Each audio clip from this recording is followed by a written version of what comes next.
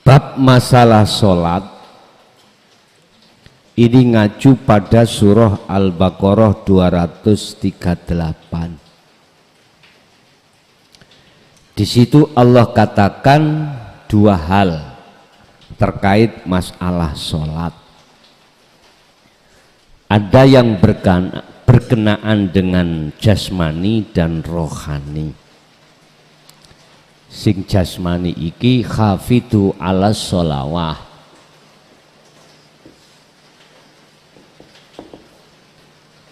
sing rohani wassolatil wusta.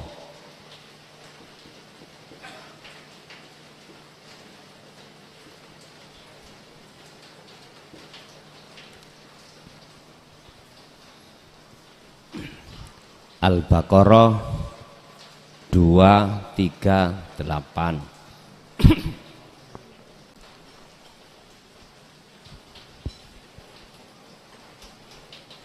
Reksonen sira kabeh, dong reksa sira kabeh hafidu ala sholawah. As-sholawah iki ay al-maktubah, jamak 5, berarti zuhur, asar, maghrib, isya, subuh. Lagi perilaku jasmani sering kita sebut sholat secara syariah. Nggih. Nek jasmani iki mang gak sholat, berarti yo gak sholat. Nek jasmani melakukan ngadeg rukuk sujud berarti sholat. Tapi pertanyaannya, apakah ruhaniyahnya itu juga sholat? Apa sih Pak? Sholat itu apa artinya? As-sholatu ay ad-du'a. Ad-du'a tergantung jenengan memaknai doa ini minta apa menghadap. Umumnya mengatakan doa adalah memohon, meminta. Ud'uni astajib lakum, minta. Tapi menurut pandangan hakikat doa adalah menghadap. Menghadap. Lah, menghadap itu harus bertemu.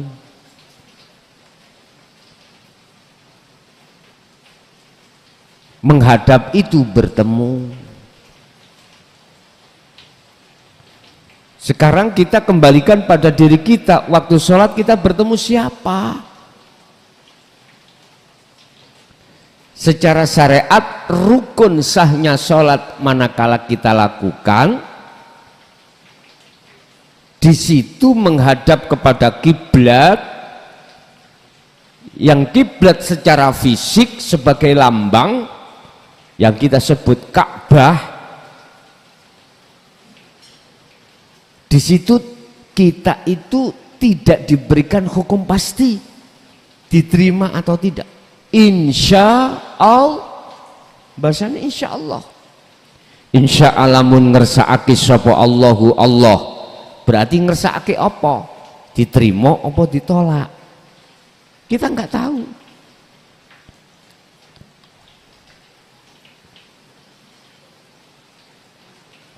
Bapak Ibu, kita berlatih cerdas Pak. Jangan mau dibujuki nafsu terus, jangan mau. Kita harus bisa untuk menipu nafsu, karena nafsu menipu kita. Bila mana nafsu pakai politik, kita harus bisa politik terhadap nafsu.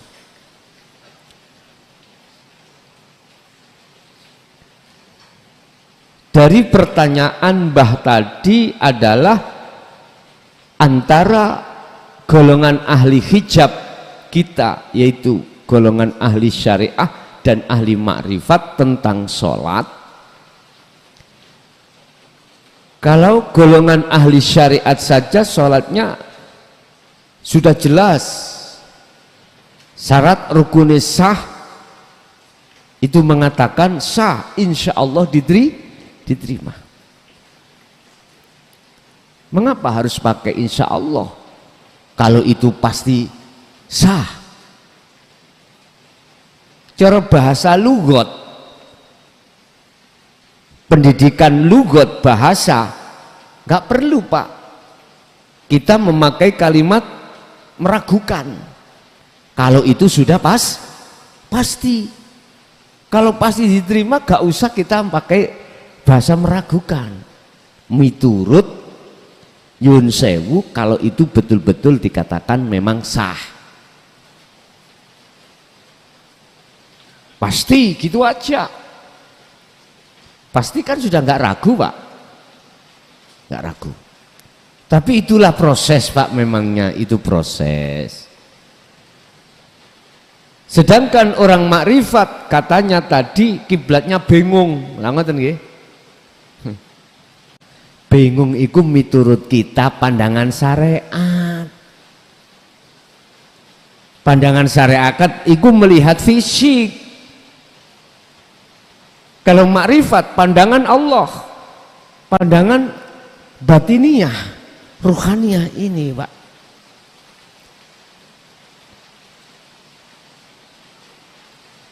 Kalau umpama ya, kita posisi ada di timurnya Ka'bah Indonesia ini. Apakah Allah itu hanya ada di barat,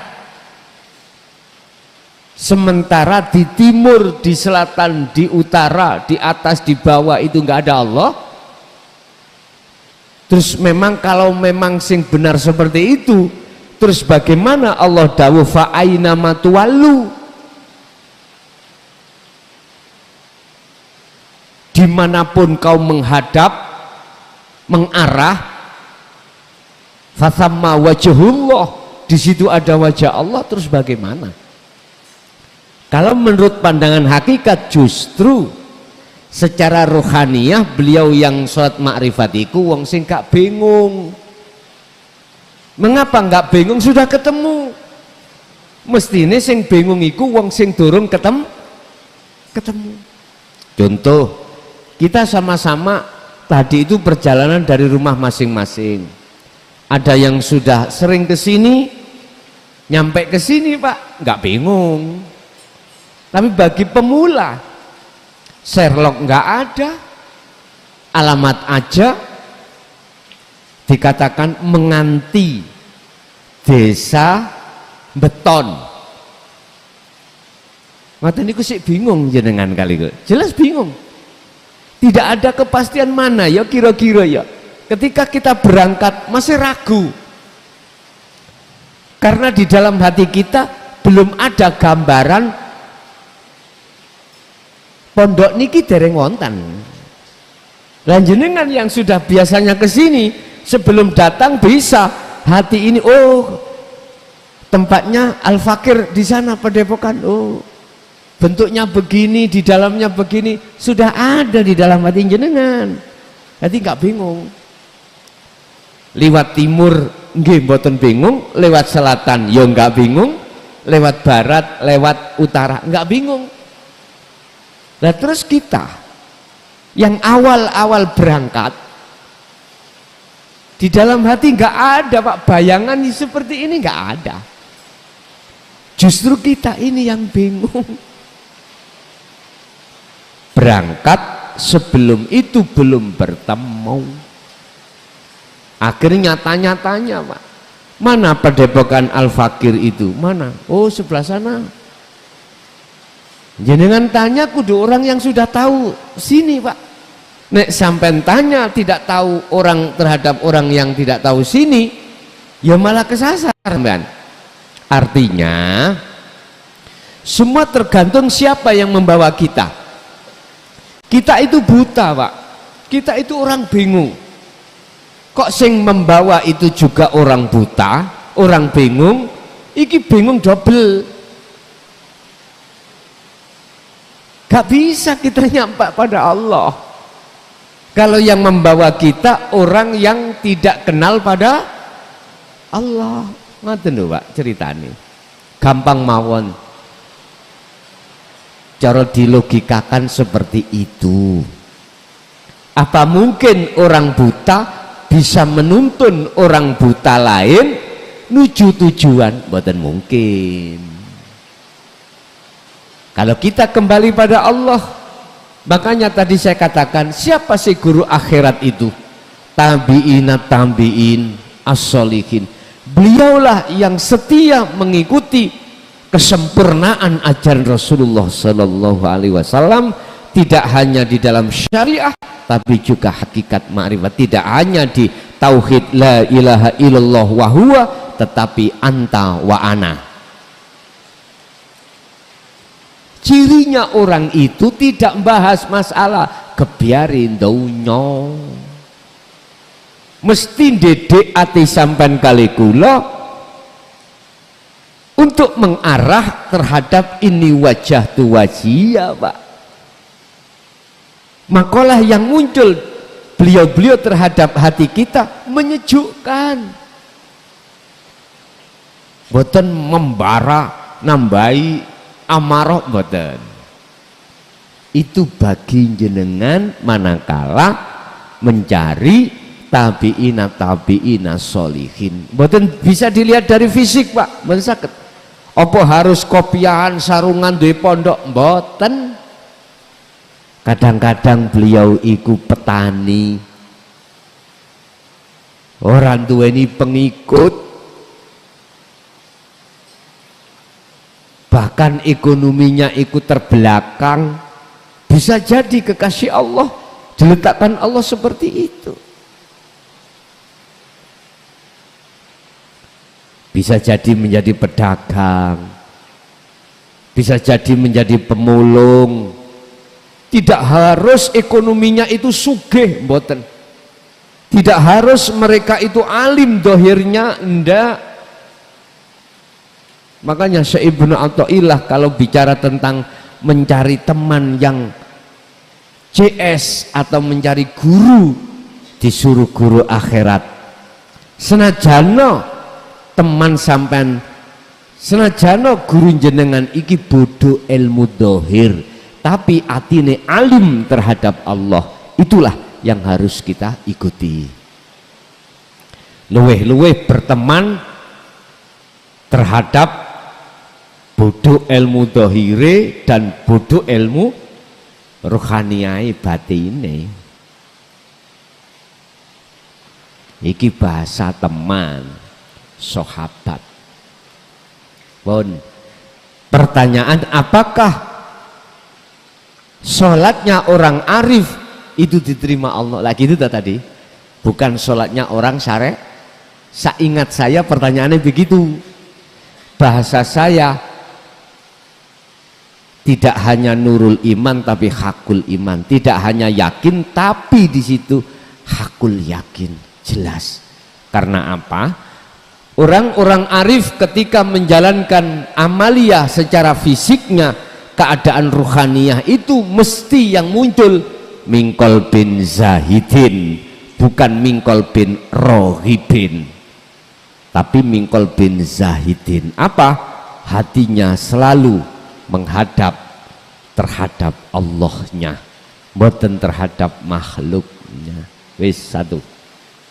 Kalau pertanyaan ini, apakah sholatnya orang-orang golongan kita yang ada di syariat saja itu diterima oleh Allah? Nah, ngoten ya. Ya, saya kembalikan pada surah Al-Maidah. Allah katakan innama yataqabbalullahu minal muttaqin. Ibadah apa wae iku diterima oleh Allah bila mana muncul dari hati yang bertakwa. Wis ngoten mawon. Takwa itu apa? Ninggalno larangan, jalankan apa larangan Allah? Kita bersekutu, kita menyekutukan Allah, itu larangan. Perintahnya mengesahkan Allah. Ini pandangan hakikat, bukan syariat. Dah. Lalu yang kedua terkait masalah sifat jaiznya wenangnya Allah. Ini masuk Pak di dalam sifat wajib Allah yang terbagi menjadi 4 niku mengke masuk terhadap jaiz wenang jenengan wau ingkang jenengan tanyakan. Ada nafsiyah, salbiyah, ma'ani dan maknawiyah. 20 sifat wajibnya Allah, 20 sifat mokhalnya Allah, termasuk mohon maaf sifat jaiznya Allah. Yang ditanyakan tadi adalah sifat jaiz. Sifat jaiz, wenang. Apa sih jaiz? Wenang. Lah, wenangnya Allah di dalam menciptakan bumi seisinya, mulai dari wenang faedah dan seterusnya, manakala kita tidak jatuh di dalam tajalli, bingung. Letak bingungnya apa? Seakan-akan ada 2. Tapi kalau jenengan iki sudah duduk di tajalli, maka di situ dikatakan keakuan diri panjenengan kali kula sebagai makhluk itu sudah tidak berlaku. Ini proses nafi isbat. Ini proses nafi isbat. Sehingga mengapa jenengan sering saya sampaikan terkait zikir yang muncul dari kalimat tauhid la ilaha illa anta itu jalan tol hamba niki. Artinya jenengan tidak dibingungkan dengan satu ilmu, cukup jenengan iku spesifik melakukan tindakan nafi isbat. Intinya sifat jaiznya Allah sifat wajibnya Allah diwenang, dijaiz, nyun sewu, jenengan kali kula itu harus meniadakan perkara-perkara yang selain niki.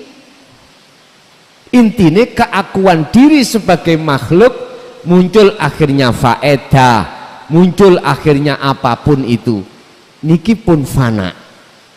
Akhirnya isbat, muncul keakuan diri Allah. Gini cepet.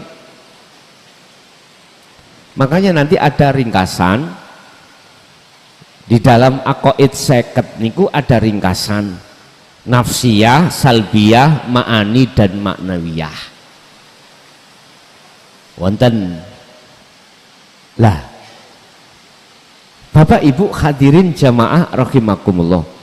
Ada di situ sifat-sifat Rasulnya, sifat kerasulannya itu, yang mana sifat wajib Allah itu sebagai sifat mohalnya, mohon maaf, sifat wajib Allah itu bagi Rasul menjadi sifat mohalnya terhadap Rasul. Misalnya Allah wujud, mohale adalah Adam, iku dadi sifat wajibnya Rasul. Ngoten niku mengke. Jadi aqaid 50 iku mengke kita kupas satu persatu, Pak. Sehingga sedoso tentang jaiz tadi, mohon maaf, jenengan kudu mengahadiyahkan untuk supaya ke ahad. Iki ringkes. Nanti kalau kita mengharapkan itu kita urai satu persatu, cuman tak ringkes, jenengan harus ada tindakan nafi isbat atau tahali ketajalli, atau bahasanya adalah menafikan, menghilangkan keakuan diri sebagai makhluk, setelah itu mengisbatkan, menetapkan keakuan Allah.